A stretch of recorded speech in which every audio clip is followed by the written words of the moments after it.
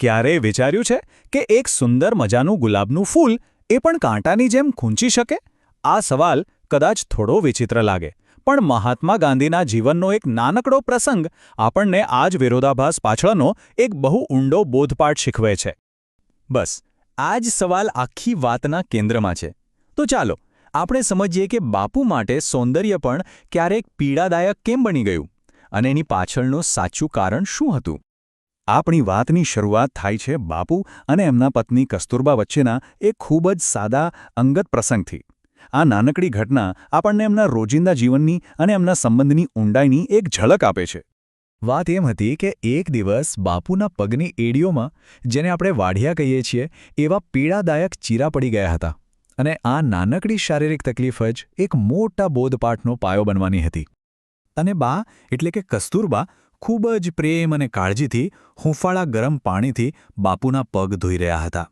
આ કોઈ મોટો પ્રસંગ નહોતો, તમે જુઓ, પણ એમના સંબંધની ગરિમા બતાવતી એક શાંત, અંગત ક્ષણ હતી. અહીં બાપુના જીવનનો એક પાયાનો સિદ્ધાંત સમજવો જરૂરી છે. સંસાધનોનો બિલકુલ બગાડ નહીં. એમના માટે તો પાણીનું એક એક ટીપું કિંમતી હતું, અને આ વિચાર એમના દરેક કામમાં દેખાઈ આવતો હતો. તો આ જ નિયમને અનુસરીને બાએ શું કર્યું? એમણે એ વપરાયેલું પાણી ફેંકી દેવાને બદલે બગીચામાં ગુલાબના છોડને પાયું. હવે આમ જુઓ તો આ એકદમ સાચું અને સમજદારીભર્યું પગલું હતું, ખરું ને? પણ એની અસર કંઈક અણધારી જ આવવાની હતી. અને બસ અહીંથી જ આખી વાત એક રસપ્રદ વળાંક લે છે. એક સાવ સાદું કામ, પણ એના પર એવી પ્રતિક્રિયા આવી જેણે બધાને વિચારતા કરી દીધા. અહીં જ આખી વાત રહસ્યમય બને છે. સુંદર ખીલેલા ગુલાબ, એને જોઈને તો કોઈને પણ આનંદ થાય, બરાબર? પણ બાપુ એ ફૂલોને બસ જોતા જ રહ્યા, અને એમના ચહેરા પર ખુશીને બદલે ઉદાસી છવાઈ ગઈ. પણ આવું કેમ? અને પછી બાપુએ જે કહ્યું એ શબ્દો ખરેખર વિચારવા જેવા છે. એમણે કહ્યું, આ ગુલાબના ફૂલો ભલે સુંદર છે, પણ મને કાંટાની જેમ ખૂંચી રહ્યા છે. આ શબ્દો એમની ઊંડી સંવેદના અને એ ફિલોસોફીને બતાવે છે જેણે આખી જિંદગી એમને માર્ગદર્શન આપ્યું. તો સવાલ એ થાય કે બાપુએ આવું કેમ કહ્યું?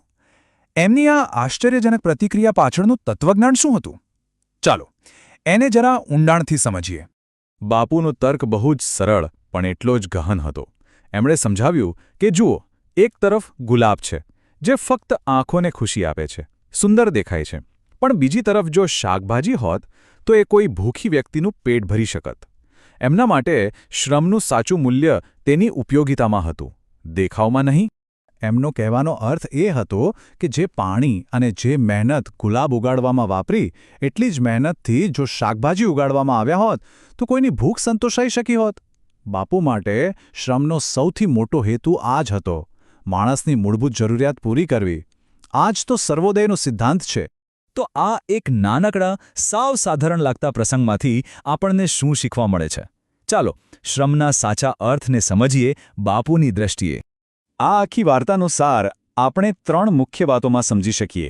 પહેલું, કે માત્ર દેખાવ કે સૌંદર્ય કરતાં એ વસ્તુની ઉપયોગિતા વધુ મૂલ્યવાન છે. બીજું, કે આપણી મહેનતનું પરિણામ એવું હોવું જોઈએ જે કોઈના જીવનમાં સાચો, સકારાત્મક ફેરફાર લાવી શકે. અને ત્રીજું, અને સૌથી અગત્યનું, કે આપણી પાસે જે પણ સંસાધનો છે એનો શ્રેષ્ઠ ઉપયોગ સમાજના ભલા માટે થાય, એ જ સાચી સેવા છે. માર્ગ દ્વારા આ પ્રેરણાદાયક વાર્તા સચિત્ર બાલકથાઓના સંગ્રહમાંથી લેવામાં આવી છે.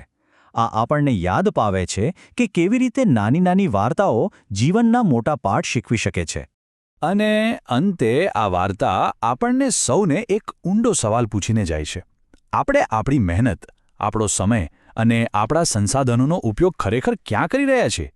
શું આપણા પ્રયત્નોનું ફળ ફક્ત સુંદર ગુલાબ દેવું છે, જે ક્ષણિક આનંદ આપે, કે પછી કોઈની સાચી જરૂરિયાત પૂરી કરી રહ્યું છે? વિચારવા જેવો પ્રશ્ન છે, ખરું ને?